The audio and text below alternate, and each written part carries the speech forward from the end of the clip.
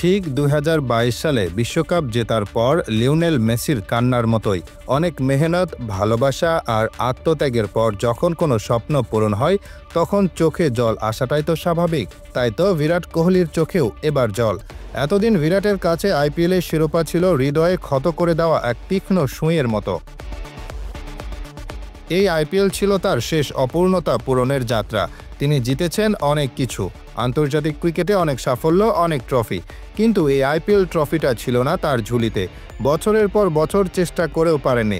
অবশেষে ২০২৫ সালে royal Challengers Bengaluru প্রথমবারের মতো জিতল আইপিএল, আর সেই সঙ্গে বিরাট কোহলিও পেলেন তার স্বপ্নের ট্রফি। অবশ্য ফাইনাল ম্যাচে বিরাট ব্যাট হাতে খুব ঝলক দেখাতে পারেননি। ৩৫ বলে ৪৩ রান, কিছু সমালোচনাও এসেছে, কিন্তু উইকেট ব্যাটিংয়ের জন্য সহজ ছিল না। ফাস্ট বোলারদের হার্ড লেন্থ ডেলিভারিতে ব্যাটাররা ভুগছিলেন। এক পর্যায়ে বাউন্সারে ক্যাচ দিয়ে আউট হন কোহলি। মনে হচ্ছিল হয়তো স্বপ্নটা আবার ভেঙে যাবে, কিন্তু না, এবার আর তা হয়নি। শেষ পর্যন্ত ম্যাচটা জিতে যায় আরসিবি। শেষ ওভারে পাঞ্জাব কিংস লড়াই চালালেও ৬ রানে হেরে যায়। আর ঠিক তখনই বিরাট কোহলির আবেগ আর ধরে রাখা গেল না। চোখে জল, হাত দিয়ে মুখ ঢেকে কাঁদতে কাঁদতে বসে পড়লেন মাঠে। এরপর টাওয়েল দিয়ে চোখ মুছলেন, কিন্তু চোখ লাল, রাজা কাঁদছেন, ছোট বাচ্চার মতো কান্না, যেন বছরের পর বছর ধরে জমে থাকা হতাশা আর আশা একসাথে ফেটে বেরিয়ে এলো। এটা শুধু বিরাট কোহলির জয়ের গল্প নয়, এটা পুরো দলের গল্প। এভিডি ভিলিয়ার্স গ্যালারিতে বসেছিলেন, যার সঙ্গে বহুদিন খেলেছেন কোহলি, কিন্তু শিরোপা পাননি।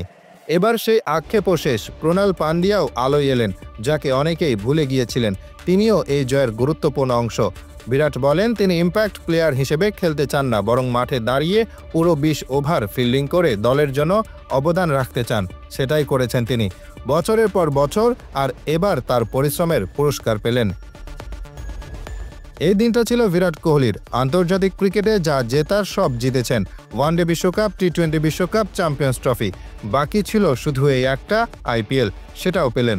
হয়তো রাজত্বের শেষ পর্যায়ে আছেন তিনি। টেস্ট আর টি-20 ছেড়ে দিয়েছেন, খেলছেন কেবল ওয়ানডে আর আইপিএল। তার চোখে এখন শুধু একটাই অপূর্ণতা, বিশ্ব টেস্ট চ্যাম্পিয়নশিপ।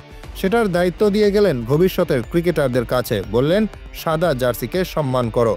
রাজার রাজত্ব শেষ হতে চলেছে, কিন্তু তার রেখে যাওয়া ইতিহাস অনন্ত।